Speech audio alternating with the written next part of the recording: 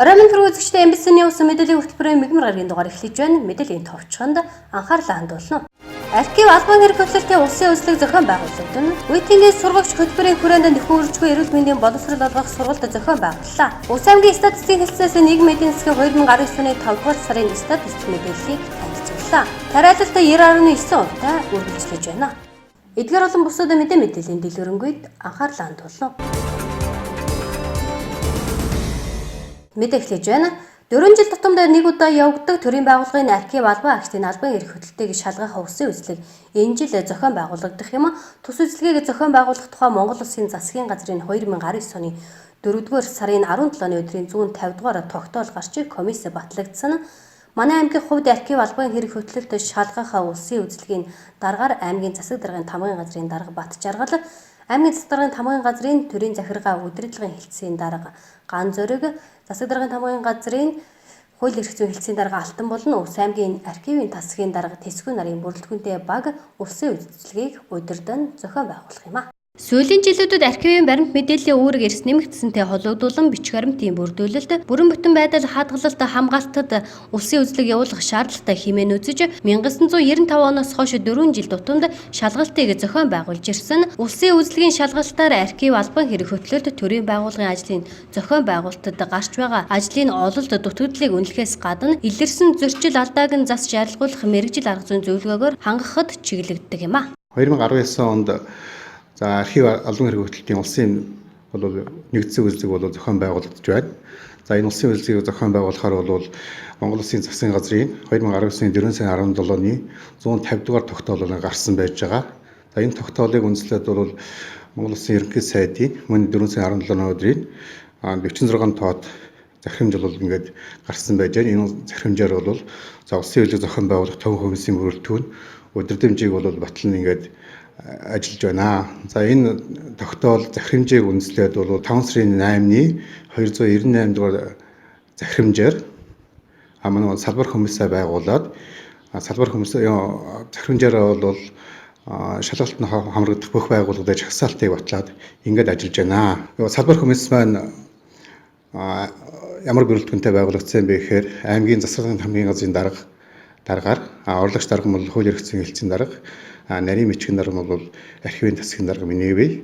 За бүрэлдэхүүнд нь төрийн зарчмын удирдлагын хэлтсийн дарга мэргэжилтнүүд, за архивын тасгийн мэргэжилтнүүд бүрдүүлсэн бүрэлдэхүүн байгуулагдаад үлгэр шалгалтаа хийгээд эхлээд явж байна. За үзлэгээр комиссийн бүрэлдэхүүн маань 19 сум засаг даргын дэргэд 23 агентлагийнхаа үйл ажиллагаатай танилцаа заавар зөвлөгөө өгөөд урдсан үйлдвэрээр бэлдүүлэх чиглэлээ өгөөд ингээд явж байгаа. За орон нутгийн хэмжээнд 6 сард төв комисс маань хуралдаад 6 сарын 25-нд хуралдаад орон нутагт 6 сард нь багтааж энэ улсын үйлдвэрийг хийе гэсэн шийдвэрийг гаргасан байж байгаа. Энэ шийдвэрийн дагуу улсын үйлдвэр орон нутагт улсын хэмжээнд эхлээд явж байгаа. Манай аймгийн хэмжээнд урдсан үйлдвэрийг энэ 6 сарын 25-наас хийж эхлэхээр ингээд зохион байгуулагдаад ингээд явж байна. Төлөвлөгөө гаргаад явж байна. 7 сард багтаага бид урдсан үйлдвэрийг хийгээд 8 сард бид багтаагаад дүнгээ төв комисстэй танилцуулна. За улсын төв комисс маань улсын үйлдвэр маань 10 сарын 1-ээс эхэлж 10 сарын 10-ны хооронд манай 10 хоногийн хугацаанд ажиллахаар хуваар гараад ингээд явж байна. Монгол Улсын засгийн газрын тогтоол Монгол Улсын ерөнхий сайдын захирамжийг үндэслэн аймгийн засаг дарга архивын улсын үзлэгийг зохион байгуулах комиссийг томилсон бөгөөд тус комиссийн дараагаар аймгийн засаг даргын тамгын газрын дарга Бат Жаргалаар ахлуулсан ажлын хэсгийг аймаг сумууд болон 23 агентлагийн архивын ажилтай танилцж хууль эрх зүйн зөвлөгөө өгч ажлыг үүрэг болгосон. Улсын үзлэгийг 4 дугаар сарын 25-наас эхлэн явуулах юм а. За бүх байгууллагууд маань комиссаа томилоод төлөвлөгөө гаргаад хийх ажлын төлөвлөгөө гаргаад ингээд явуулснаа. За ямар чиглэлээр үсэх юм бэ гэхээр нэгдүгээрт энэ албан хэрэг хөтөлбөрийн үйл ажиллагаа. Хоёрдугаарт байгууллагын архивын үйл ажиллагаа. За гуравдугаарт мэдээллийн технологи нэвтрүүлэх цахим сан бүрдүүлэх үйл ажиллагаа. Дөрөвдүгээрт төрийн байгууллагын ажлын зохион байгуулах гэсэн энэ дөрвөн чиглэлээр үзэж шалгалтаа явуулах юм байгаа юм. За энэ дөрвөн үзүүлэлт маань нийтдээ 3500 оноор үнэлэгдэх тийм үнэлгээтэй байж байгаа. Тэгэхээр энэ жилийн үзлэг маань бас төрийн албаны зөвлөлтөд хамтарч ингэж хийгдэж байгаагаар бас онцлог. Яагаад тэгэхээр 2019 оны 1 сарын 1-ээс төрийн албаны тухай хууль шинжлэхдээ түүнийг дагаж мөрдөхөөр бол нийтдээ бол 47 журам бол ингээд гарч хэрэгжиж байгаа. Үүний бол 60 гаруй хувь нь бол гараар бол хэрэгжиж явж байгаа. Энэний хууль тогтоомжийг хэрэгжилт маань орон нутгийн салбарт маань, салбар байгууллагууд маань хэрхэн хэрэгжиж явж байна. Биелэлтийг хэрхэн хангаж байна гэдэг байдлын талаас бол төрийн албаны зөвлөлөөс бол энэ чиглэлийнхаа төрийн албаны ажлын зохион байгуулалт гэсэн чиглэлээр бол үзэж харах юм. Ингэж явж байгаа маа. Тэгэхээр бол та бүхэн бол энэ улсын үзэгтэй бол сайтар бэлдэж ингэж оролцох шаардлагатай. Төрийн байгууллагын удирдах албан тушаалтнууд, бие биелүүлэлтнүүд, архив бичиг хэргийн ажилтнууд, хариуцсан ажилтнууд маань энэ улсын үзэгтэй бол бэлтгэл ажлыг сайтар хангаж бас идэвхтэй оролцохыг, амжилттай дүн үзүүлэхийг та бүхнээс уриалж байна. 4 жилд нэг удаа зохион байгуулагддаг үзлэгээр архивын албан хэрэг хөтөлбөрийн талаар хууль тогтоомжийн хэрэгжилтийг шалгах, төрийн байгууллагын ажлын зохион байгуулалт, төлөвлөлт, архив албан хэрэг хөтөлбөрийн үйл ажиллагааны төвшинг тогтоож, дүгнэлт хийж цаашид ав харах хэмжээний зорилтыг тодорхойлоход чиглэгдэж байгаа юм а.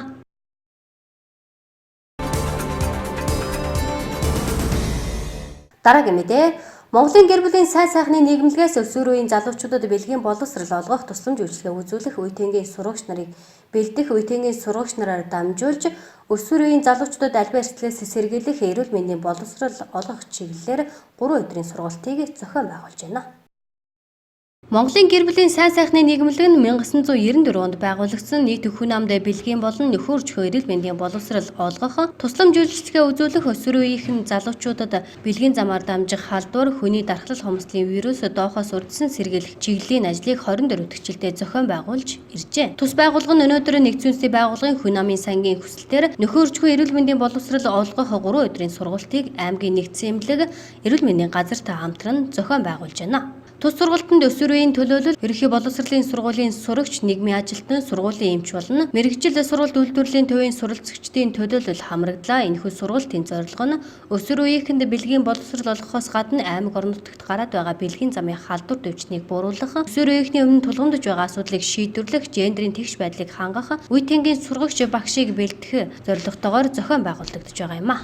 Монголын гэр бүлийн сайн сайхны нийгэмлэг Нэгдсэн улсын байгууллагын хүн амын сангийн хүсэлтээр бид бэлгийн болон бэлгийн цогц боловсрал олгох, нөхөрчхөө эрүүл мэндийн боловсрал олох үе тэнгийн сурагчид ингээд Ус аймагт зохион байгуулсан сургалт маань ингээд өнөөдөр эхэлж байна. За энэ сургалтаараа бол бид бэлгийн болон нөхөрчхөө эрүүл мэндийн цогц боловсрал олгох, нөхөрчхөө эрүүл мэндийн боловсрал олгох, дээр нь тус аймагт байгаа бэлгийн замаар дамжих халдварыг бууруулах, өсвөр үеийнхний дунд тулгамдж байгаа октын жирэмслэлт, хүсээгүй жирэмслэлт бэлгийн замын халдвар төвчнийг бууруулахад бас хувь нэмрээ оруулах зорилгоор үе тэнгийн сурагч нараа бид 3 өдрийн сургалтаар бэлтгээд энэ бэлтгэцсэн хүмүүс маань цаашид сургууль сурч чадахгүй байгаа, сургуульдаа сурж байгаа ангийн найз нөхөд үе тэнгийнхэндээ эрүүл мэндийн боловсрал олгоод тэднэр дамжуулж эрүүл мэндийн сүнж үйлчилгээнд оруулах, залуучууд хөгжлийн төв рүү зуучлах, өсвөр үеийн ээлтэй клиник рүү холбон зуучлах, мөн шаардлагатай мэрэгжлийн эмч, нийгмийн ажилтнууд бэлгийн замаар дамжих халдварын кабинетуудад зуучлах ийм боломжуудыг олгох, цаашид сургуулиудаар яваад өртөөцсөн сургалтууд, ганцаарчсан ярилцлага, бүлгийн ярилцлага, тэгээд тодорхой жүжигдсэн тоглолтуудаар энэ бэлгийн эрүүл мэндийн асуудлуудаар ингээд чөлөөтэй ярилцах юм боломжуудыг олгох. Тэгээд сургалтанд оролцсон хүүхдүүд маань бол гэр бүл төлөвлөлтийн талаар гэр бүлээ хэрхэн зөв төлөвлөх вэ? Гэр бүл төлөвлөхөд ямар аргуудыг хэрэглэх боломжтой энэ талын мэдээлэл ур чадваруудыг бүрэн эзэмших боломжтой юм аа. За энэ жилийн хувьд бол илүү өмнө нь бид үе тэнгийн сурагч нараа бид ингээд хүүхдүүдийг бэлддэг гэсэн бол илүү хүүхдүүдийг цаашид дэмжиж ажиллах сургуулийн эмчтэй, нийгмийн ажилтан багш нарын бас оролцуулж байгаараас эдгээр маань эргээд цаашид бас хамтраад үйл ажиллагаа зохион байгуулах боломжтой. За сургалт маань бол хийгдсэний дараагийн хийх ажил маань бол үе тэнгийн сурагчаар бэлтгэгдсэн хүүхдүүдийнхаа эцэг эхчүүдтэй уулзалтуудыг бид бол маш сайн зохион байгуулж танай хүүхд ямар сургалтанд сурч ямар мэдээлэл олж авсан юм бэ? За энэ мэдсэн зүйлээ хүүхдүүд маань цаашид үе тэнгийн найз нөхдөд хүрэхэд нь эцэг эхийн зүгээс бас дэмждэг, тусалдаг байх нь бол илүү их ач холбогдолтой гэдэг чиглэлээр бол эцэг эхэд чиглэсэн үйл ажиллагаануудыг бас бид нараас зохион байгуулах боломжтой юм аа. Тус сургалтын 3 өдөр үргэлжлэх бөгөөд цаашлаад ерөнхий боловсролын сургуулиудад өртөөжилсөн сургалт зохион байгуулах, үеийнгийн сурагч багш нарын гэр бүлийнхэнтэй уулзалт зохион байгуулах, үеийнгийн сурагч нараар дамжуулж өсвөр үеийн залуучуудад альва эрсдлээс сэргийлэх, эрүүл мэндийн боловсрол олгох чиглэлээр үргэлжлэх юм байна.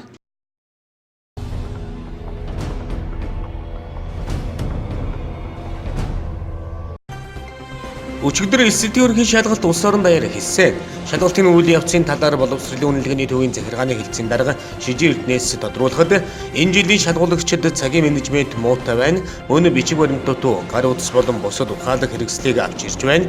Энэ нь шалгуулагчид эсэлтийн ерөнхий шалгалтын журамтай танилцаагүй байгааг харуулж байгаа юм а. Бид дутуу бичиг баримтыг нь бүртгэлийн дугаар нууц үгээр нь энд гаргаж өгч аль болох шалгалтанд оруулах талаас нь анхаарч ажиллаж байна. Хонх дугаараад шалгалт эхэлсэн тохиолдолд орох боломжгүй. Энэ жил улсын хэмжээнд 18,130 сурагч эсэлтийн ерөнхий шалгалт өгч материалыг нь шууд засч байгаа. Шалгалтын материалыг шууд засдаг шилэн технологи бүхий машин нь цагт 2800 хуудас засах хүчин чадалтай. Нэг заалны шалгуулагчдын материалыг 2-3 минутанд засаж байгаа. Азийн хөгжлийн банкны санхүүжилтээр 1 тэрбум төгрөгөөр худалдаж авсан 67 машиныг 32 байршилд байршуулж эсэлтийн ерөнхий шалгалтыг шууд явуулж байна.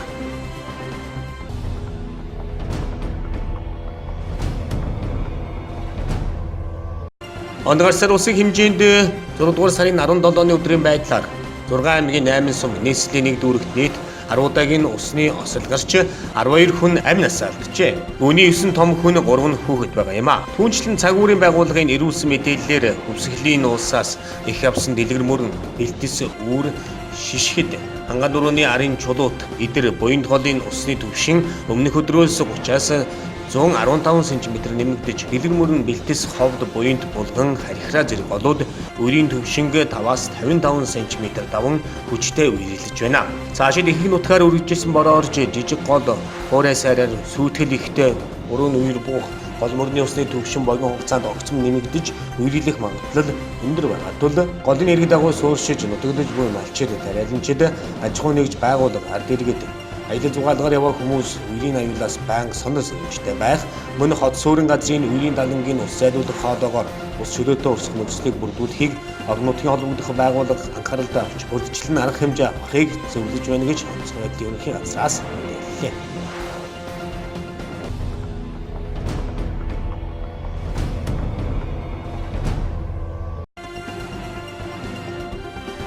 Цагаагаар зориуд нөлөөлөх ажиллагааны явцын тайланг цагуур орчны шинжилгээний газраас танилцууллаа. Энэ оны 4-5 дугаар сард 21 аймаг Улаанбаатар хотын бүс нутагт үүлэнд зориуд нөлөөлж хөрсний чигийг тэтгэх, урай шилтийн нөлөөг бууруулах, хэрийн төмөр гарахаас урьдчилан сэргийлэх, гарсан төмрийг унтраахад дэмжлэг үзүүлэх зорилгоор 38 экспедиц давхардсан тоогоор 175 удаа ажиллагаа явуулжээ. Нийт 386 ширхэг пуужин зарцуулсан байна. Бүгд баримтах тусаас худалдан авахаар гэрээ байгуулагдсан GPG 1A загварын 1260 ширхэг пуужин замын үүд хөлийн бомтод бүлээн авч Улаанбаатар хот руу тээвэрлэн онцгой байдлын ерөнхий газрын үндэсний аврах бригадын зориултыг агуулхад хүлээн өгсөн байна. Газар тариалангийн бүс болох Булган, Төв, Сэлэн, Хинтээ аймгийн нутагт 11 экспедиц 34 удаагийн хээрийн гаралтаар 91 удаа зориулаар хур тундас нэмэгдүүлэх ажиллагаа явуулж 176 ширхэг пуужин зарцуулсан байна. Экспедиц ажилласан хугацаанд Сэлэнгд дархан аймгийн нутгаар тэгээс 16.5 мм буюу уур амьсгалын нормоос бага, Төв аймгийн нутгаар 10-аас 17.4 мм буюу уур амьсгалын нормоос бага, Булган аймгийн нутгаар 1.9-өөс 65.8 мм буюу уур амьсгалын нормоос ахиу, Хинтээ аймгийн нутгаар 1.1-ээс 43.1 мм буюу уур амьсгалын норм орчим, Дорнод аймгийн нутгаар тэгээс 20.7 мм буюу уур амьсгалын норм бага хур тундас орсон байна. Энэ сарын эхний 10 хоногийн байдлаар ганта байсан зүүн аймагуудын ихэнх нутгаар борооч зуршлаг сайжирсан байна.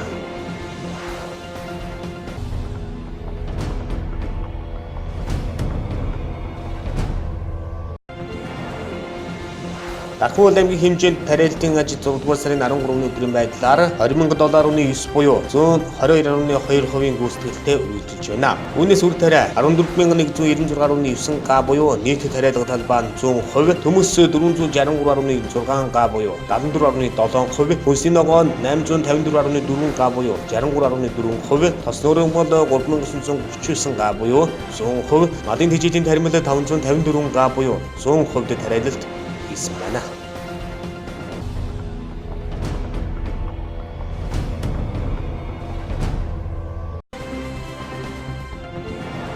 Улган төрийн 2228 их Монгол улсын 813 ардын хувьсгалын 98 жилийн үндэсний их баярын наадамд нийтэд 540 харваач цэц мэрэгнээ сорин өсөлтөнө. Уг шийдвэрийг энэ сарын 14-ний өдрийн хурлаар баталсан байна. Дээрх 540 харваачийг энэ сарын 22-наас 24-нд болох насан туршидчдын улсын аврах шалгуулах тэмцээнээс аль өндөр оноо авснаар нэрмэлэн шигшиж оролцуулах юм байна. Харин залуучуудын улсын аврах шалгуулах тэмцээн энэ сарын 20-оос 21-нд болох бөгөөд тэднийг ирэмдэхгүйгээр нээлттэй оролцуулах юм байна. Мөн өсвөрийн харваачид балчир буюу 8 хүртэлх 9-с 11, 12-с 14, 15-аас 17 гэсэн насны ангиллаар өрсөлдөнө. Насан туршидчдын тоог ийхүү хязгаарлах болсны учир нь улсын баяр наадам зохион байгуулагдах үндсэн 3 өдөр 540-өөс илүү тонны харваач өрсөлдвөл тухайн өдөртөө багтаж дуустдаггүй байх талтай юм байна. Жишээ нь өнгөрсөн жил 580 харваач өрсөлдөхөд баяр наадмын сүүлчийн өдөр буюу шагнал гардуулах ёслолын цаг тулсан байхдаж дуусахгүй байсан хэмээн Монголын үндэсний сүрэн харвааны тэргүүлэгч гишүүн Нэмбаяр хэлжээ.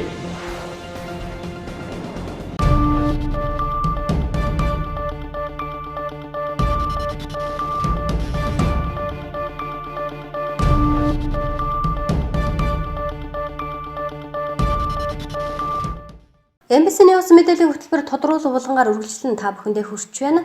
Аймгийн статистикийн хэлтээс нийгмийн эдийн засгийн 5 дугаар сарын статистик мэдээллийг танилцууллаа.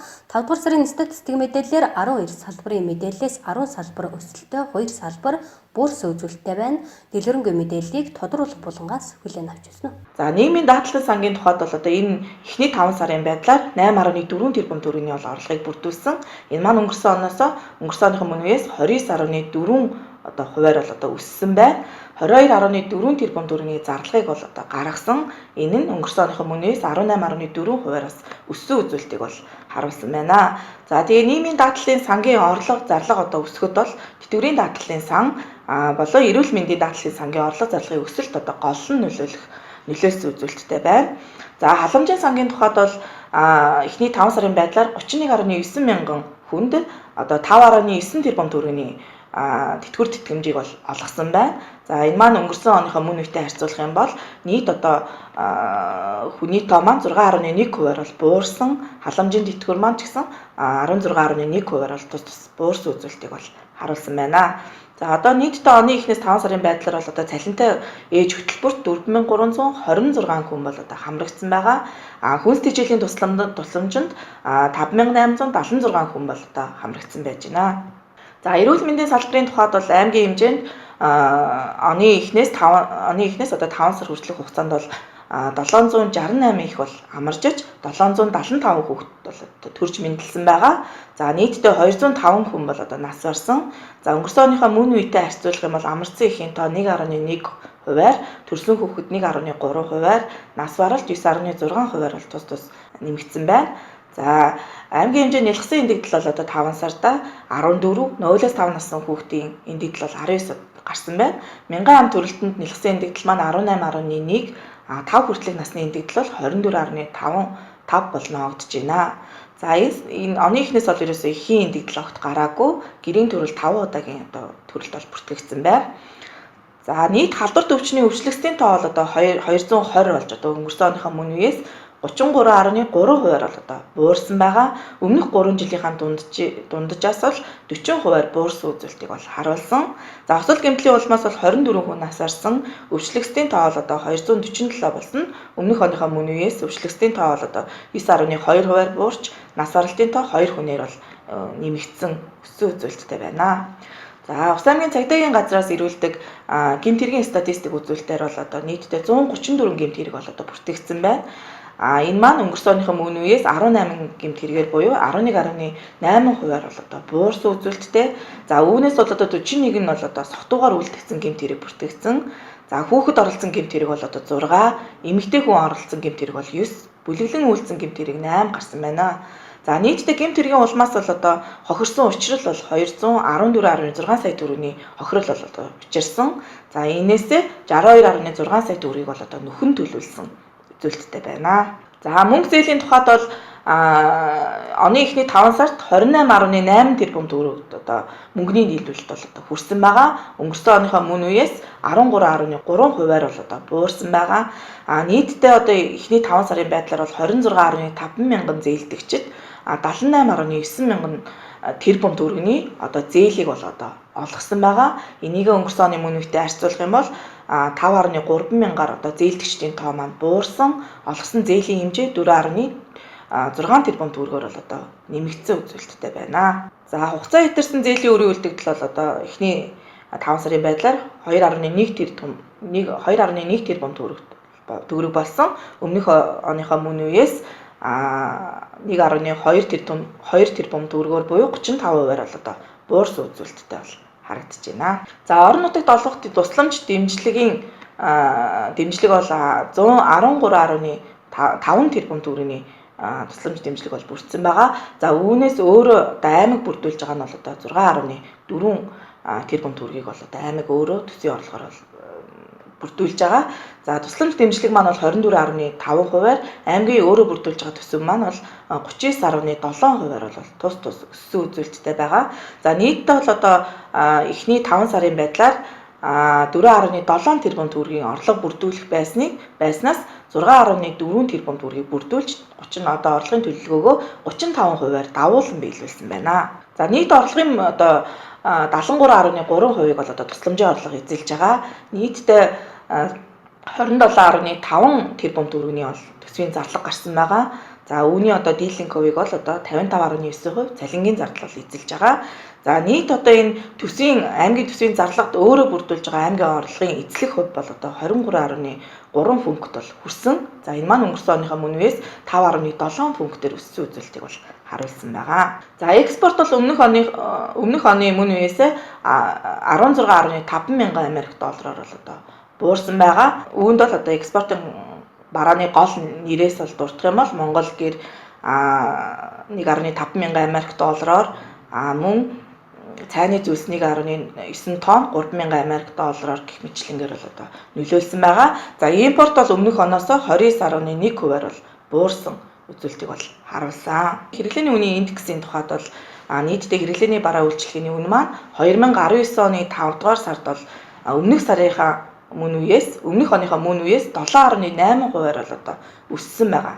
За ингэж өсгөд одоо ямар бараа бүтээгдэхүүний бүлгийн үн нөлөөлсөн бэ гэхээр хүнсний бараа, хувцас бүс бараа, гутлын, орон сууцны захиргааны, гэр ахуйн тавилгын, эм тариа, эмнэлгийн үйлчилгээ, зочид буудал, хоолны нийтийн үйлчилгээ зэрэг бүлгийн одоо үнийн дүн 2.2-оос 18.5%-аар одоо өссөн байгаа маань энэ одоо хэрэглээний үнийн индексийг одоо өсгөд голлож нөлөөлсөн байгаа.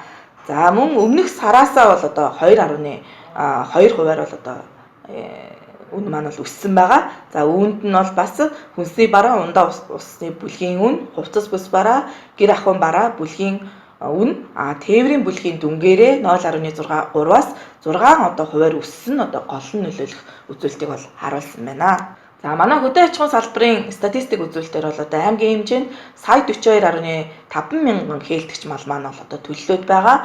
Нийт гарсан төлөвийн маань 93.3% нь буюу 973.1 мянган төлөв бол одоо бойдсон байна. За бойжуулсан төлөө өмнөх оны мөн үетэй харьцуулах юм бол 28.1 мянган төлөөр буюу 3%-аар одоо өссөн үзүүлэлтийг бол харуулжээ. За нийтдээ эхний 5 сарын байдлаар бол одоо 119.2 мянган болсон хоригдлын дүн маань болсон байгаа. Өмнөх оныхоо мөн үетэй харьцуулах юм бол 26.7%-аар өссөн үзүүлэлтийг бол харуулсан байна. За нийт хоригдсан малын одоо 44.9%-ийг бол одоо ямаа, 50.3%-ийг бол одоо хонин сүрэг эзэлж байна. За газар тариалангийн тухайд бол 9.4 мянган гад бол тариалт бол хийсэн байгаа. За аж үйлдвэрийн статистик үзүүлэлтээр бол нийтдээ 5.5 тэрбум төгрөгийн нийт үйлдвэрлэлийг бол одоо бий болгосон. Энэ маань өнгөрсөн оноос 6.3%-аар одоо буурсан байгаа.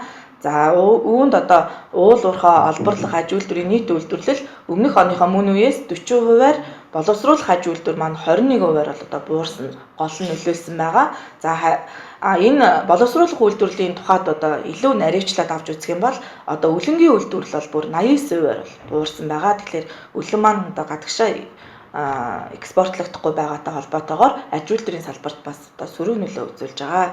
Тэгэхээр харин одоо дулааны үйлдвэрлэл бол одоо 3.9%-аар өссөн үзүүлэлттэй бол байна. За нийтдээ одоо аж үйлдвэрийн нийт үйлдвэрсэн бүтээгдэхүүнээсээ 5.7 тэрбум төгрөгийн борлуулалтыг бол одоо хийсэн байгаа. Энэ маань өнгөрсөн оныхоо мөн үеэс 8.3 хувиар бол одоо буурс үзүүлэлтүүдийг бол харуулсан байна.